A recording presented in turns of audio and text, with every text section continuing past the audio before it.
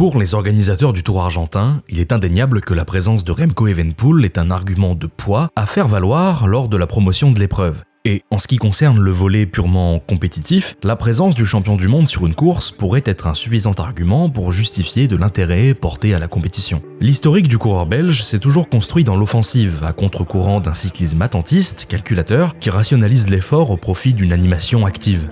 Bref, avec Evenepoel, une certitude, celle que l'ennui s'efface souvent au gré de ses coups de pédale.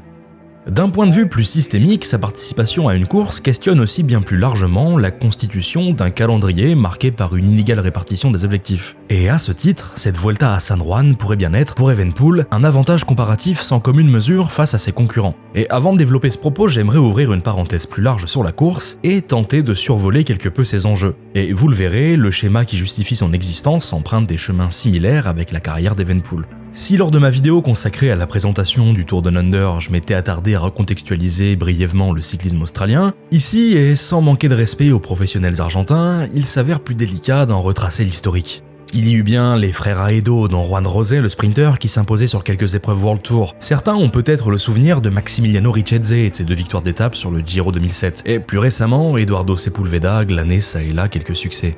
Mais en dehors de ça, et en fin de compte comme les autres pays de l'Amérique du Sud, difficile d'entrevoir de solides structures à même d'abreuver le monde professionnel de ses champions. En réalité, la Colombie et ses quelques étoiles font figure d'exception, d'un géant aux pieds d'argile. Et l'erreur à ne pas faire, en revanche, c'est de ne pas considérer l'existence d'une culture cycliste dans bon nombre de ces pays. Le Tour de la province de San Juan existe depuis 1982, quand le Tour de Táchira au Venezuela, lui, voit passer des coureurs depuis 1966. L'Uruguay, elle, très présente dans le monde du sport au milieu du XXe siècle, propose même un Tour depuis 1939 et de nombreuses épreuves où ont déjà pu briller des Européens, plusieurs fois finisseurs de grands tours. Ce n'est pas parce que la télévision ne braque pas ses grandes caméras sur le petit monde du Sud que la roue n'y tourne pas, bien au contraire. Derrière la maladresse de mon propos, assimilant une culture d'un pays à une autre sous prétexte qu'il puisse avoir des frontières communes, je veux simplement insister sur le fait que la construction d'une renommée internationale repose sur des enchevêtrements complexes que le faussaire aurait du mal à reproduire. L'ancienneté d'une compétition, sa portée médiatique, la sanité de son financement, la particularité des lieux qu'elle emprunte, ou encore l'histoire compétitive qu'elle a permis d'écrire, sont en réalité des éléments qui, pris indépendamment les uns des autres, ne permettraient pas de bâtir une grande course ou une course prestigieuse. Et ça, même en dehors de toute la subjectivité qui englobe ces termes.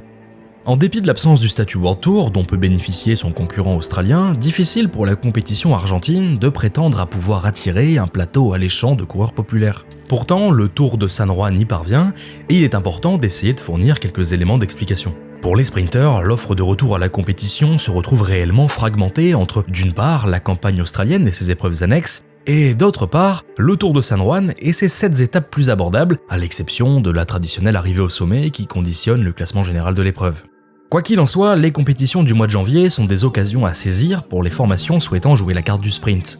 La mise en place du train, la création du lien de confiance entre le sprinter et son poisson pilote, ainsi que l'évidente importance du moral dans la construction du succès, demeurent des processus de longue haleine à entretenir tout au long d'une saison. Si les meilleurs grimpeurs peuvent enchaîner les stages et espérer se montrer en forme au dernier moment, le sprint, lui, requiert de se frotter à une concurrence aux dents longues, une adversité poussée à son paroxysme qui ne laisse aucune chance à ceux qui ne parviennent pas à imposer le placement de leur roue dans l'emballage final. Être un sprinter performant et qui plus est régulier, est contre toute attente bien plus une épreuve d'endurance que sa plus pure représentation ne pourrait laisser l'entendre. Et pour ces hommes rapides sur le Tour de San Juan, le plateau est on ne peut plus alléchant.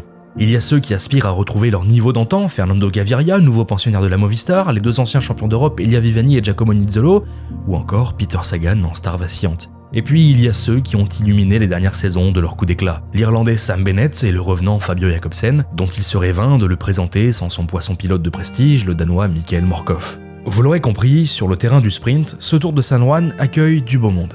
Et plutôt que de m'en tenir à l'argumentaire purement sportif pour justifier leur participation, j'aimerais aborder brièvement un sujet peu traité, celui de l'influence. Connaissez-vous Giovanni Lombardi ? Ancien coureur professionnel de la fin du XXe siècle et du début des années 2000, Lombardi a connu une carrière riche, faite de plusieurs succès de renom. Mais vous vous en doutez, si je vous parle de lui, c'est que ce qui nous intéresse aujourd'hui, c'est son après-carrière. Embauché par la Fédération argentine de cyclisme, Lombardi deviendra directeur technique national, un poste qui fut occupé par exemple chez les Britanniques par un certain Dave Brailsford. À ce moment-là, il commencera à tisser de solides liens avec le cyclisme local, mais l'influence de Lombardi ne s'arrête pas là. Avec 2 associés, Roberto Amadio et Massimo Martelli, ils fondent LAM Sport Consulting. Avec un nom pareil, vous commencez à comprendre que Lombardi et ses activités prennent l'habitude d'œuvrer dans l'ombre du vélo, loin des caméras.